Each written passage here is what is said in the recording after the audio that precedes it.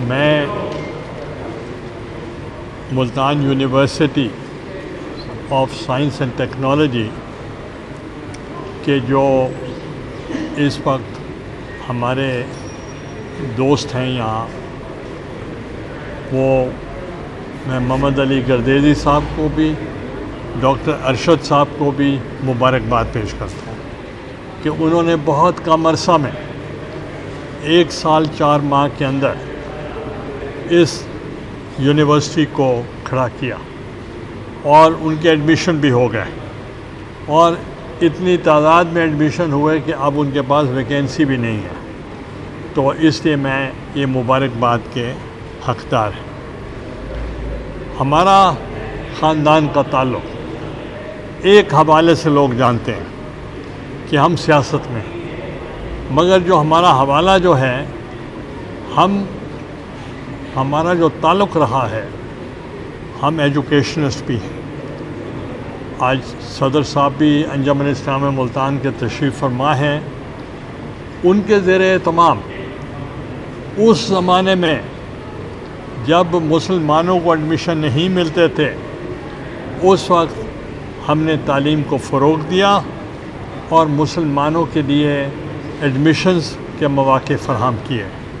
اس کے تحت انجمن اسلامیہ ملتان کے اسلامیہ ہائی اسکول حرم گیٹ، اسلامیہ ہائی اسکول دولت گیٹ، اسلامیہ ہائی اسکول عام خاص باغ، اسلامیہ کنڈن گارڈن شوکت حسین کنڈن گارڈن اسکول، اور اس کے علاوہ ولید حسین اسلامیہ ڈگری کالج ہمارے تایا کے نام پہ، اور علمدار حسین ڈگری کالج میرے والد کے نام پہ، اور اسی ہی طریقے سے گیلانی لاء کالج، اور گیلانی لاء کالج جو اس وقت ہے یونیورسٹی میں، اس میں بڑی تعداد میں پی ایچ ڈی لیکچرز ہیں، اور وہاں پی ایچ ڈی اور LLM بھی کرائی جاتی ہے، اور وہ پاکستان کے ایک اچھے عمدہ لاء کالجز میں شمار ہیں ان کا۔ اسی طریقے سے میڈیکل سائڈ پہ بھی my own father was the minister for health, اور جتنے بھی ڈسٹرکٹ ہیڈ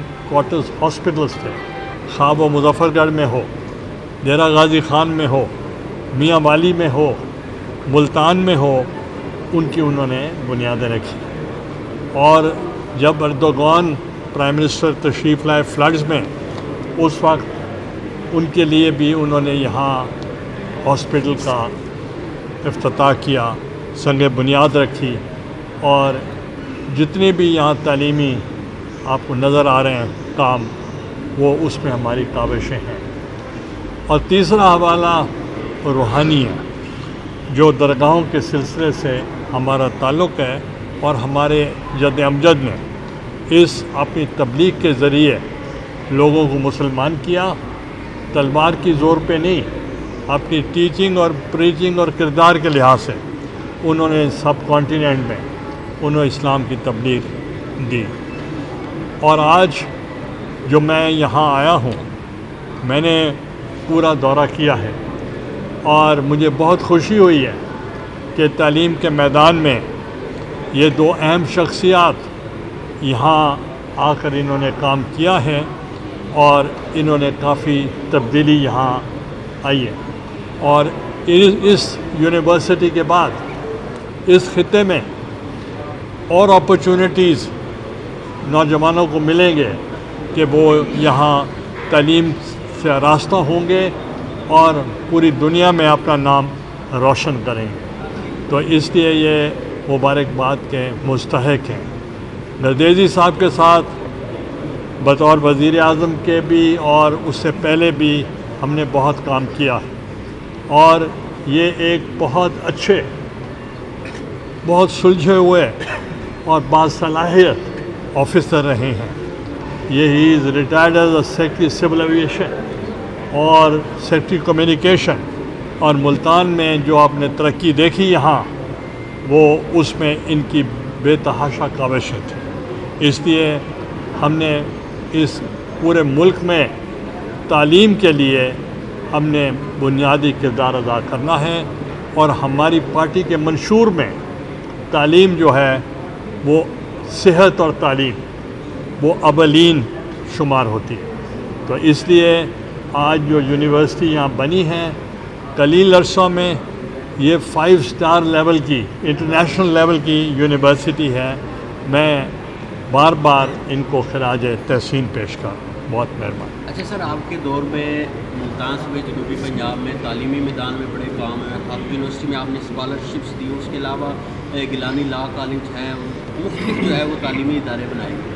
لیکن اب وہی تعلیمی ادارے جو ہے BZED کی بات کریں جو ہیں وہ نہ رینکنگ میں آ رہے ہیں، بہت نیچے ہو گئے. کیا کہیں گے؟ آپ ایک پرائیویٹ یونیورسٹی میں کھڑے ہیں، لیکن میرا سوال یہ ہے کہ سرکاری جو یونیورسٹی ہے ان کے حوالے سے کیا کہیں گے؟ ان کے تو وہ عالمی معیار پہ ہی نہیں پورا اترنی نہ ان کا. دیکھیں، جو بہاؤالدین زکریا یونیورسٹی ہے، جو NFC ہے، ان کے بہت عمدہ سٹینڈرڈز ہیں، بہت بہترین سٹینڈرڈز ہیں، اور ان کو آپ کمپیریزن کریں گے تو بہت ملک کے اندر ان کا معیار جو ہے وہ بھی ایک نیشنل لیول پہ ان کا بہت اچھا معیار ہے. وہاں ہم نے اب یوسف رضا گیلانی فورن اسکالرشپ دی تھی، اور وہاں سے جا کر لوگ PhD کر کے آئے، اور ان کی ہماری کمٹمنٹ تھی وہ آ کر یہاں سرو کریں گے. جہاں یونیورسٹی میں صرف ایک وائس چانسلر PhD ہوتا تھا، اب سینکڑوں کی تعداد میں PhD وہ ڈاکٹر وہاں موجود ہیں، PhD ڈاکٹرز. اور ان کا جو لیول ہے، میں نے پہلے بھی ذکر کیا گیلانی لا کالج کا، وہ بہت چند کالجز کے مطابق وہ اس کا معیار بنتا ہے.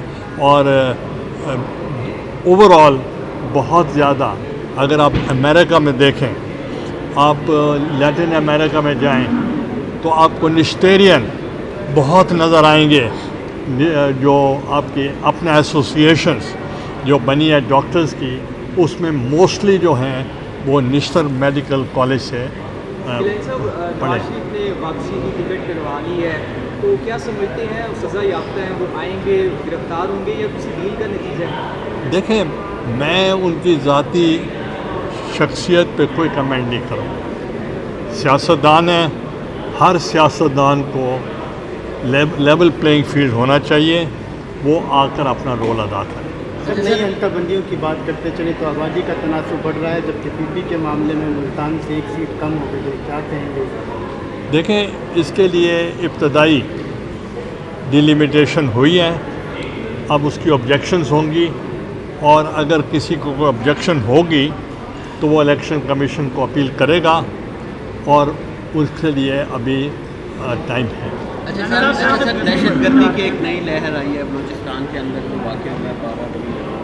کیا دیکھتے ہیں آگے کے حالات؟ کیا اس کے کوئی ملکی حالات پہ بھی کیا اثر پڑے گا؟ الیکشن بھی ہیں.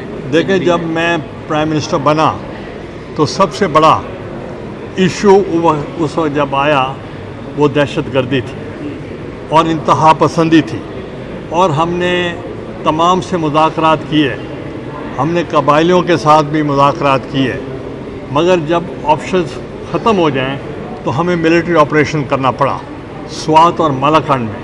اور آپ نے دیکھا 2.5 million IDPs internally displaced persons جو تھے وہ متاثر ہوئے. اور اس کے بعد ہم نے 90 دن کے اندر ان تمام IDPs کو ہم نے ان کے گھروں میں بڑے جوڈیشس طریقے کے ساتھ، اور ان کو ہم نے کمپنسیٹ کیا، ان کو ہم نے گھر بنوا کر دیے، ان کو روزگار فراہم کیا، اور ان کو ہم نے واپس اپنے گھروں میں منتقل کیا. یہ دنیا کی تاریخ میں نہیں تھا. اور اسی طریقے سے آپ نے دیکھیں، جب سوویت یونین نے کابل پہ حملہ کیا تو اس وقت 3.5 ملین جو ریفیوجیز تھے وہ پاکستان میں آئے.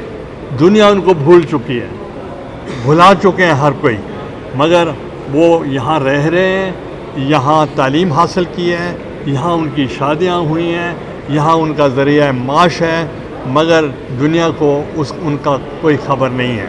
تو اس لیے ہمارے انٹرسٹ میں ہے کہ افغانستان میں اسٹیبلٹی آئے، وہاں پراسپیرٹی ہو. وی نیڈ سوورن، انڈیپینڈنٹ اور اس کا stable Afghanistan. It is the best interest of Pakistan. Gilani صاحب، ابھی آپ نے ریفیوجیز کی بات کی ہے، جو نیو رپورٹس ہیں about 5 billion Afghan refugees are in Pakistan. Most of the Afghan refugees are not registered. اور جو رپورٹس ہیں آفیشیل جو پاکستانی ادارے ہیں وہ یہ بتا رہے ہیں کہ کرائم ریٹ جو ہے وہ ان کی وجہ سے بڑھا ہے، especially in the capital of Islamabad. ہم جب سے ہم نے عہد سنبھالا ہے یہ سن رہے ہیں کہ جناب باعزت واپسی، باعزت واپسی، اس باعزت میں پاکستانی قوم ہو گئی ہے، ایک نیو ویو جو ہے وہ آ گئی ہے ٹیررزم کی۔ پیپلز پارٹی کا ایک ٹریڈ مارک رہا ہے، محترمہ بینظیر بھٹو بھی اسی ٹیررزم کا نشانہ بنی ہے۔ تو کیا پیپلز پارٹی اب کوئی سٹانس لیتی ہے کہ ایک کو تھرو آؤٹ آپریشن کیا جائے ٹیررزم کے خلاف، اور دوسرا جو ہے وہ افغان ریفیوجیز کو ہے 1 پوائنٹ ایجنڈا ہو کہ ان کو ان کے ملک پہ واپس بھیجا جائے، کیونکہ افغانستان کے دیکھیں جو آپ نے بات کی ہے، ہمارا نیشنل ایکشن پلان ہم نے دیا تھا اور تمام جماعتوں نے مل کر دیا تھا، اور ہمارا یہی تھا کہ جو پاکستانی سوائل ہے وہ کسی کے خلاف استعمال نہیں ہوگی، اور دوسری ممالک کی بھی کوئی وہاں کی سوائل پاکستان کے خلاف استعمال نہیں ہوگی۔ جب ہماری حکومت خاصا کنٹرول کر لیا، دہشت گردی پہ کنٹرول ہو گیا، تو یہ جو نئی لہر ہے یہ اس دور میں شروع ہوئی ہے جب پریویس گورنمنٹ یہاں تھی، اور اس وقت ہماری جو پالیسیز تھی اس کی وجہ سے یہ ایک نیا رخ اختیار کیا ہے۔ ہم دہشت گردی کے خلاف ہیں، ہم انتہا پسندی کے خلاف ہیں، اور ہم اپنے پاکستانیوں کا اور خصوصاً اسلام کا چہرہ جو ہے وہ مسخ نہیں ہونے دیں گے، کیونکہ اس سے پوری رسوائی ہوتی ہے دنیا میں، اور اس کے لیے پالیسی جو موجودہ گورنمنٹ ہے وہ بنا رہی ہے کہ جو انلیگل مائیگرنٹس ہیں ان کو یہاں سے ہٹایا جائے۔ گیلانی صاحب، تمام سیاسی جماعتوں کو الیکشن کی کمپین کے لیے جو ہے وہ کھلا میدان دیا گیا ہے، لیکن پی ٹی آئی کو دیوار سے لگایا جا رہا ہے، کسی قسم کے ریلی نکالنے کی اجازت نہیں ہے۔ تو کیا سمجھتے ہیں پیپلز پارٹی نے ہمیشہ جمہوریت کو سپورٹ کیا؟ دوسرا میرا یہ سوال تھا کہ بلاول بھٹو زرداری صاحب کہتے ہیں کہ الیکشن 90 دن کے اندر ہونے چاہیے، لیکن مستحکم مفادات کونسل میں آپ کے جو وزیر اعلیٰ تھے انہوں نے نئی مردم شماری کے حق میں ووٹ دیا، یہ جانتے ہوئے کہ بھی الیکشن تاخیر کا شکار ہو۔ دیکھیں آپ نے سوال نہیں کیا، ایک تقریر کا آپ نے کہا ہے جس کے مجھے بہت سارے جواب دینے پڑیں گے۔ جہاں تک پاکستان پیپلز پارٹی کا تعلق ہے، انہیں پہلے دن سے جب پنجاب اسمبلی توڑی گئی تو ہم نے اسی وقت سی سی کی میٹنگ کی، اور سی سی کے ڈیسیجن کے مطابق ہم نے پارلیمنٹری بورڈ بلایا اور لوگوں کو ٹکٹس جو تھیں اجرا کر دی، اور لوگ اس وقت سے اپنے اپنے حلقوں میں موجود ہیں۔ اب جب پھر نیشنل اسمبلی ٹوٹی تو ہم نے پھر سی سی کی میٹنگ بلائی، پارلیمنٹری بورڈ کو بلایا، اور ہم نے ان کو الیکشن کے احکامات جاری کر دیے۔ اب جو لیول پلینگ فیلڈ کا تعلق ہے، لیول پلینگ فیلڈ کا مطلب یہ نہیں ہے کہ آپ پاکستان کے مفاد کے خلاف کام کریں۔ ہم ان لوگوں کی بات کر رہے ہیں جنہوں نے 9 مئی کو انہوں نے جو انسٹالیشن تھے ملٹری انسٹالیشن، ان پر جو حملہ کیا ہے، ان کے علاوہ باقیوں کے لیے تو کوئی ایسی پابندی نہیں ہے۔ گیلانی صاحب، الیکشن کمیشن کی طرف سے جنوری میں الیکشن کا کہا گیا ہے، بلوچستان اور کے پی کے اندر برفیں جمی ہوتی ہیں جنوری کے اندر، انہوں نے کہا کہ ہم تو الیکشن نہیں کروا سکتے، آپ کیا دیکھ رہے ہیں اور کیا نظر آ رہا ہے آپ نے تو سوال آج کیا ہے، اس وقت تو نہیں کیا جب انہوں نے اعلان کیا تھا، آج مجھ سے پوچھ رہے ہیں۔ میں نے مولانا فضل الرحمان صاحب کا بیان پڑھا ہے، ان کا یہ بیان اسٹیٹمنٹ آیا ہے، باقی کسی اور ابھی تحفظات مجھے نظر نہیں آ رہا۔ صاحب، سائبر کیس میں آج اسپیشل عدالت میں جو ہے ٹرائل شروع ہو گئے عمران خان کا، شاہ محمود قریشی کا۔